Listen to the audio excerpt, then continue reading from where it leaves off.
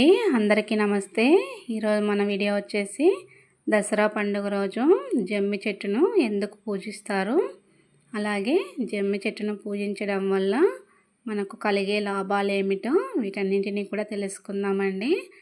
అలాగే ఈ జమ్మి చెట్టును ఎవరెవరు పూజించారు, ఈ జమ్మి చెట్టు మనకు ఎప్పుడు ఉద్భవించిందో వీటన్నింటినీ కూడా మనము వివరంగా అయితే తెలుసుకుందాము. మనకి జమ్మి చెట్టు అంటే దీనిని షమీ వృక్షము అని కూడా పిలుస్తూ ఉంటారు. అలాగే దీనిని కన్నడలో అయితే బన్ని మర అని పిలుస్తారండి. ఇక్కడ కర్ణాటకలో విశేషంగా ఈ 9 రోజులు కూడా ఈ జమ్మి చెట్టుని విశేషంగా పూజిస్తారు. అలాగే మనకు ఈ జమ్మి చెట్టు పాల సముద్రాన్ని చిలికినప్పుడు ఉద్భవించింది అని చెప్తూ ఉంటారు.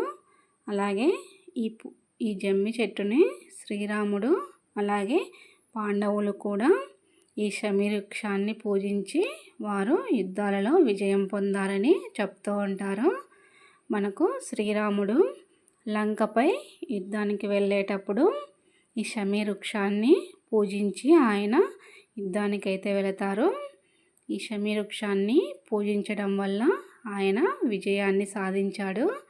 అలాగే పాండవులు అజ్ఞాతవాసానికి వెళ్ళేటప్పుడు వారి ఆయుధాలను ఎక్కడ పెట్టాలో తెలియక ఇలా ఒక షమీ వృక్షంలో పెట్టి వారు అజ్ఞాతవాసానికి అయితే వెళతారు. వారు మళ్ళా అజ్ఞాతవాసం ముగించుకొని వచ్చేటప్పుడు ఇలా ఈ జమ్మి చెట్టులో పెట్టిన ఆయుధాలను తీసుకొని వస్తారు. వారు ఆయుధాలను తీసుకునే రోజే మనకు విజయదశమి అన్నమాట. వారి అజ్ఞాతవాసం అయిపోయినప్పుడు మనకు అదే విజయదశమి రోజే వారు ఈ షమీ వృక్షాన్ని పూజించి వారి ఆయుధాలను తీసుకొని వెళ్తారు. అలా తీసుకొని వెళ్ళిన తర్వాత వారు కౌరవులతో యుద్ధానికైతే వెళ్తారు. అలా యుద్ధం చేసిన తర్వాత వారు విజయం అయితే సాధిస్తారు. అందువలన ఈ విజయదశమి రోజున మనము ఇలా జమ్మి చెట్టును పూజిస్తే ప్రతి ఒక్కరికి కూడా విజయం అయితే కలుగుతుందనేసి నమ్ముతూ ఉంటారు. అలాగే ఆ విజయదశమి రోజు మనము ఇలా జమ్మి ఆకును తెచ్చుకొని మన ఇంట్లో కూడా దేవుళ్ళ ఫొటోస్కి అన్నింటికి కూడా ఇలా జమ్మి ఆకును పెట్టి పూజిస్తూ ఉంటారు. అలాగే మనము పనులు చేసుకునేవారు వారి పనిముట్లపై కూడా ఇలా యంత్రాలు వీటన్నింటిపై కూడా ఇలా జమ్మి ఆకును పెట్టి పూజించుకుంటూ ఉంటారు. ఇలా వాహనాలు ఇలా వీటన్నింటిపై కూడా మనం ఇలా జమ్మి ఆకును పెట్టి పూజించుకోవడం వల్ల మనకు చాలా మంచి జరుగుతుందని నమ్ముతూ ఉంటారు.